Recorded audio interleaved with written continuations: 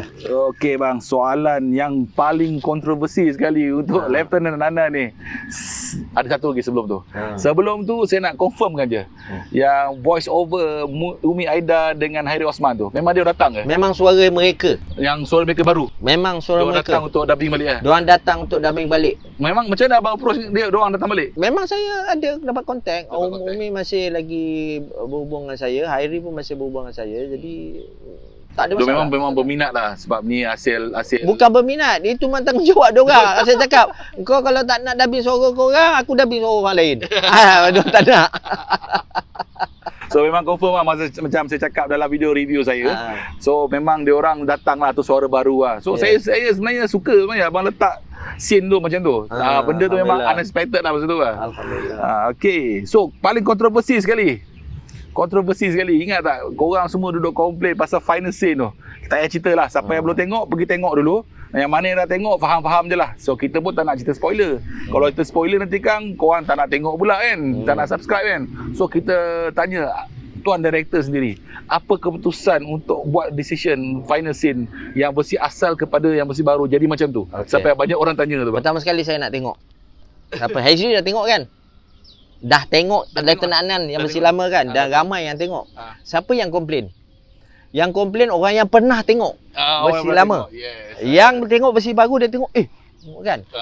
Jadi memang sebenarnya nawaitu saya ialah saya punya first priority ialah untuk penonton-penonton baru yang belum pernah tengok kat sini. Jadi saya perlukan perception baru daripada penonton-penonton baru ini. Dan persepsi penonton baru ni saya perlu semua suspend nak tengok. Perspektif baru ni saya nak mereka tengok di akhir filem Lieutenant Adnan itu berjuang. Dia berdiri, bangun dan menentang. Daripada perspektif lama dia nampak apa? Lieutenant Adnan sudah jatuh ke bawah. Jatuh bawah. Bukan tapi kalah. Tapi cantik bang scene tu. Tahu. Memang epic. Saya menangis buang benda tu, saya menangis. Buang benda tu kan. Kan? Tapi yang penting ialah generasi baru, saya nak tengok hero kita ini orang kata freeze, kekal nampak dia tengah fight. Bukan nampak dia tengah jatuh. Faham tak? Orang lama dia akan tengok, ya Allah sayang, epic saya. Untuk scene yang crane kat atas tu, saya yang control crane tu. Secara manual tu. Untuk nampak Jepun tu apa. Jadi saya sedih. Tetapi bagi saya, tanggungjawab saya untuk nak mencapaikan satu message yang pegang muka lagi. Satu message yang baik, yang positif untuk penonton-penonton baru yang melihat dalam kepala mereka nampak image Lieutenant Adnan tengah bangun balik. Bangun untuk fight dan kita freeze dekat situ. Okey? Itu maksud saya.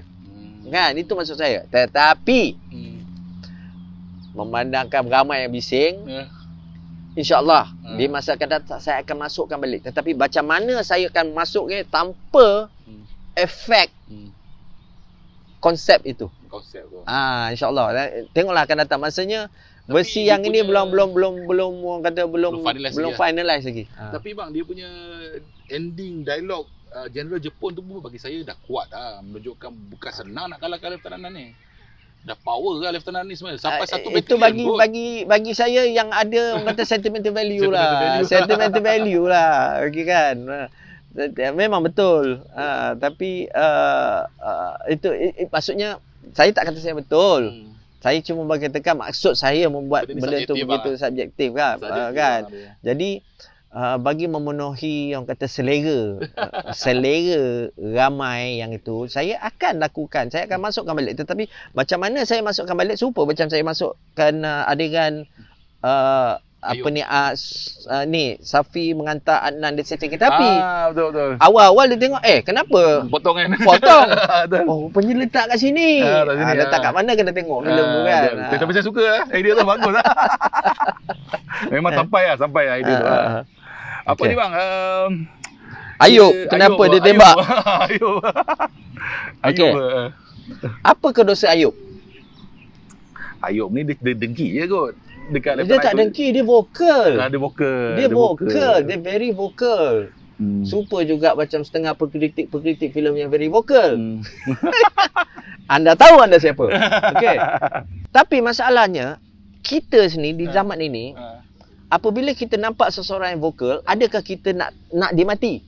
Adakah kita nak tembak dia? Kan?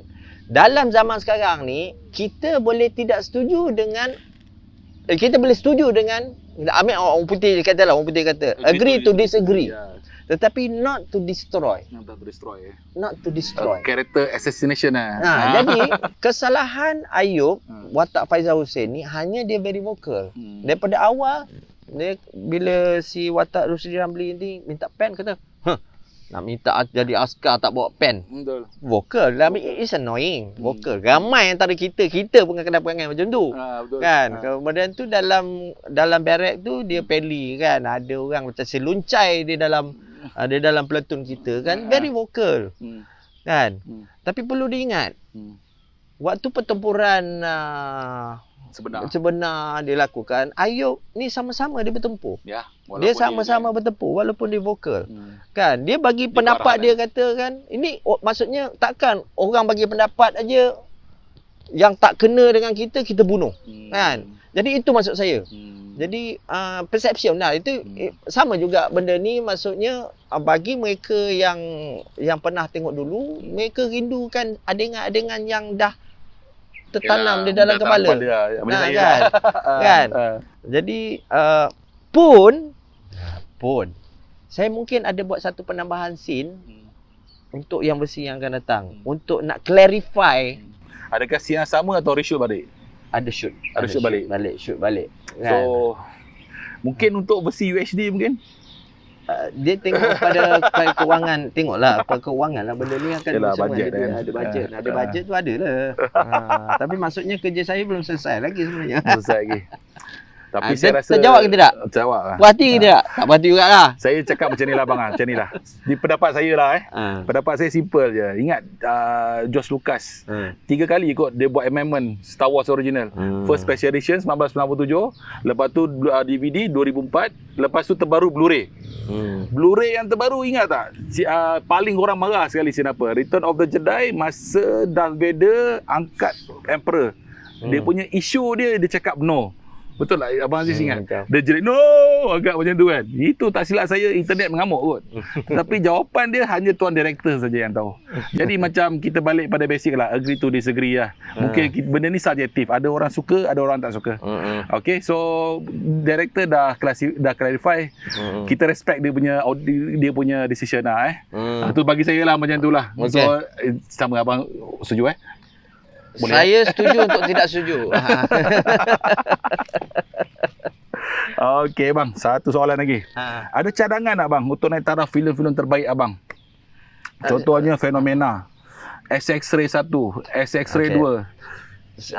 Senario trilogi tu. Pertama sekali ialah untuk mengesan semula negatif tu sama ada masih wujud ke tidak.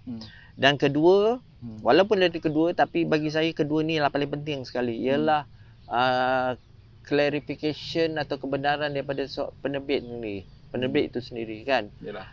Kerana yang pertama sekali, filem-filem saya yang kata filem saya yang betul-betul saya saya menghasilkan sendiri, Azura, Jengka, Bukan Cerita Malaikat, apa ni lagi apa? Bukan Cerita Malaikat, SX-Ray 3. Yang lain semua saya buat untuk orang. Atas nama company, maksudnya kalau orang kata usaha saya pandai-pandai buat itu. Ni kalau untuk Lieutenant Anan sendiri saya kena mendapat restu kebenaran daripada Markas Tentera. Kan? Alhamdulillah Markas Tentera tu masih saya ada alliance dengan dorang, connection dengan dorang. Untuk penerbit lain tu apa-apa saya tak boleh nak pandai-pandai sendiri. Yalah, contohnya macam Fenomena lain kan. Fenomena tu boleh kerana saya masih in touch dengan producer dia. Fenomena tu bagus. Jadi saya dalam benda ni saya macam Lieutenant Anan saya berani buat kerana saya tahu penontonnya ada. Dan filem ini walaupun tak ada penonton, saya rasa filem ni merupakan filem yang betul arcade. Kalau saya buat tu akan disimpan untuk jadi barang rujukan. Macam SX-Ray ni dah kira kalau kat Malaysia macam cult following kan.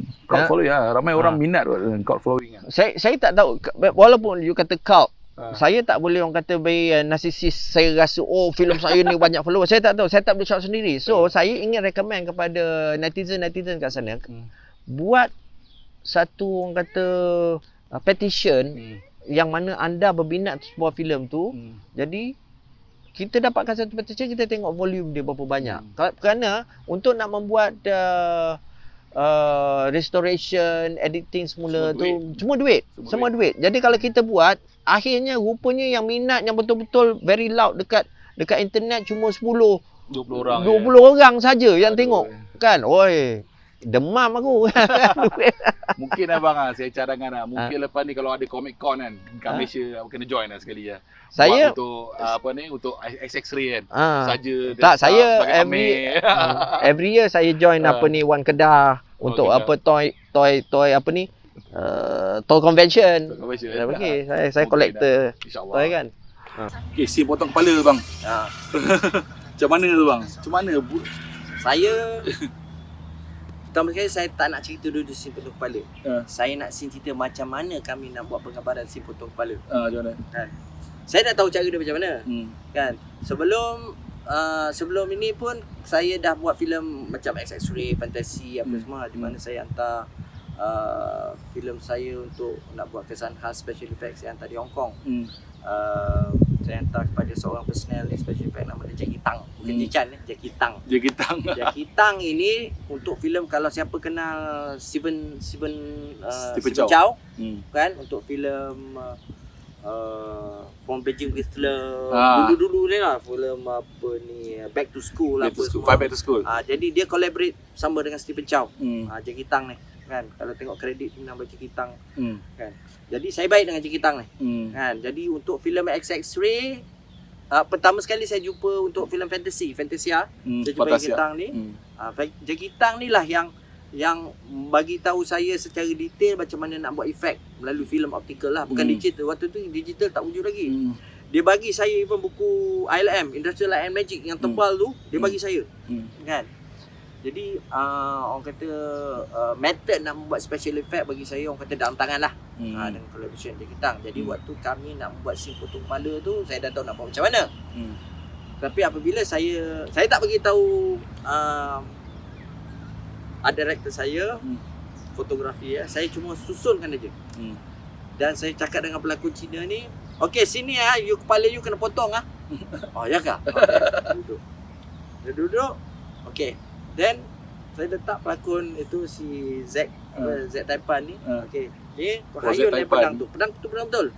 Kau hayun dengan pedang tu apa semua. Saya cakap Cina tu, okey you jangan takut, nanti kepala you putus, nanti kita ambil kepala you, kita jahit balik. Okay, you jangan takut. Itu macam kan. Jadi sebenarnya benda tu tak berlaku lah. Benda tu ada separate shot lah. Satu ialah scene dia tengah cakap, dia kata okey jatuh. Dia jatuh. Ada. Another shot kita buat Z Taipan tengok enter dan buat macam tu. Dan dekat Hong Kong lah kita cantumkan balik kan. Sekarang ni dengan digital lagi senang lah. Lagi senang nak buat benda tu. Tapi zaman tu tidak ada digital, tidak ada apa, kita buat everything frame by frame. Itu. Jadi alhamdulillah kesan dia, impact nampak cantik dia lagi nampak cantik kita sekarang. Nampak still all up lah. Nampak natural. Dia tak koni lah. Orang tak tahu dia special effect. Sekarang ni nampak special effect cantik. Contohnya lah macam apa ni, CGI kapal terbang yang saya tambah apa semua. Memang cantik tapi orang tahu CGI ya.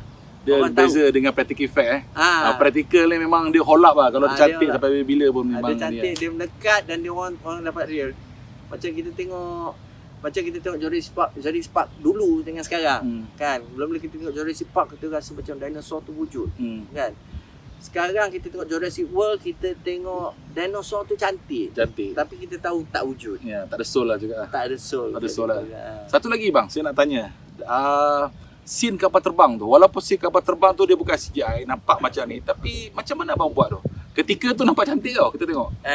So scene tu memang practical tu abang shoot dekat luar ke atau dekat luar? Kita shoot dekat luar dan kita shoot dekat Malaysia. Kita ada model kapal terbang besar ni. Besar ni ada 3 biji kita buat. Ada satu besar ni, lagi satu besar macam ni. Jadi apa yang saya pernah buat tu ialah kalau nak tengok making tu kelakar lah. saya buat assistant director saya, apa kita buat macam wayang kulit lah. Kita buat atas tiang ni kapal terbang tu. Kita jalan atas track, kita nampak kapal terbang tu sama tu kan. Sebenarnya ada tiang-tiang tu yang pegang tu. Jadi cuma dekat Hong Kong tu kita buang tiang tu. Buang tiang tu. Oh, cuci putihkan dia. Putihkan dia. So yang terempas tu? Kapal terbang terempas kita buat tu lah macam ni lah. Oh. Bawa tu macam macam kita bawa wayang kulit. Letak asap. Asap tu dia buat kemudian. Letak asap kemudian. Kita buat macam tu. Yang untuk kapal terbang yang terbang atas kepala Adnan tu kan, masa tu kan. Apa yang kami buat ialah kapal terbang tu kita rigging kat situ, kita letak track. Kalau ke atas, track tu yang kita bergerak ke belakang. Jadi nampak macam kapal terbang melintas. Shot tu pakai sampai sekarang Yang versi baru tu yang belakang Adnan tu pakai itu nampak cantik lagi shot tu. Nampak real lah. Nampak real Real lah. Tu kalau tengok macam komentar filem komentar yang sekarang yang kenapa Star Wars prequel trilogi ni kurang sikit di hati peminat sebab dia punya CGI dia tu terlalu CGI berbanding dengan yang original trilogy. Sebab original trilogy ni dia guna dia guna practical effect. Jadi sekarang kita boleh tengok rata-rata pegiat seni Hollywood dia dah mula gabung dia macam ni lah. Membuat filem ni bagi saya yang penting ni ialah yang keikhlasan kita membuat filem tu kan. Kemudian kita punya nawai tu sama ada filem tu kita nak buat duit atau kita jadi itu pasal filem-filem dulu lah bagi saya lah. Saya tak tahu saya ni orang lama yang begitu nostalgic dengan filem-filem lama. Tengok cerita yang memang obvious lah, lazim lah, contoh cerita Piramli lah. Kita tengok sinema Hujan Lapuk lah kan. Sinema Hujan Lapuk yang kita tengok berkali-kali, kita boleh bertengok berkali-kali kan, dengan kata shot yang very simple. Tetapi kita boleh tengok banyak kali sebab the simplicity of the movie itself. Betul. Dekat situ kan. Dan keikhlasan itu. Saya kenal pelakon-pelakon lama yang banyak yang dah pergi, yang saya pernah bekerjasama dan saya rasa disiplin dia dan tahap komitmen mereka terlalu tinggi dibandingkan sorry to say dengan pelakon-pelakon yang sedia ada sekarang lah. Sorry to say, minta maaf saya kata. Itu kenyataan kan. Jadi itu yang dibawa oleh pembikin filem dulu yang saya rasakan filem tu roh tu kita rasa kan. Yalah. Kan. Sekarang ini everything senanglah post kita boleh edit, kita boleh buang, kita boleh tambah, kita boleh ni apa semua. Last kali everything become mechanical betul. Tak ada roh kurang roh. Tak ada roh lah. Macam kita lah cakap dengan orang yang cakap dengan telefon online. Siri. Ataupun beza lah jumpa berdepan dengan video conference kalau jumpa berdepan seronok sikit dia bercerita kan. Apa-apa pun dalam teknologi ke apa ke, sentuhan manusia ini tak dapat ditandingkan dengan editing, dengan teknologi. Itulah nasihat daripada Otai director kita. Okey, so terima kasih kepada Abang Aziz kerana sudi meluangkan masa. Ada masa panas, ada masa tak panas. Asalnya nak plan tak panas. Tiba-tiba panas kan. Abang Aziz stay juga dengan kita kan. Anugerah. So terima kasih Abang Aziz kerana sudi luangkan masa. Channel ni channel baru. Okay, korang jangan lupa subscribe. Abang Aziz pun sokong kami. Jangan lupa subscribe kalau korang suka dengan konten macam ni pada masa akan datang. Kami tak minta korang sumbangkan duit apa-apa pada kami. Just subscribe saja. Sekarang kami perlukan 1000 subscriber. So tolong subscribe, okey. Jangan lupa follow ZTV Malaysia, follow sosial media kami. Okey, kita jumpa nanti di masa akan datang. InsyaAllah Abang Aziz dia kata dia akan join satu segmen baru nanti. InsyaAllah. InsyaAllah Abang. InsyaAllah. Okey, terima kasih. Assalamualaikum. Waalaikumsalam.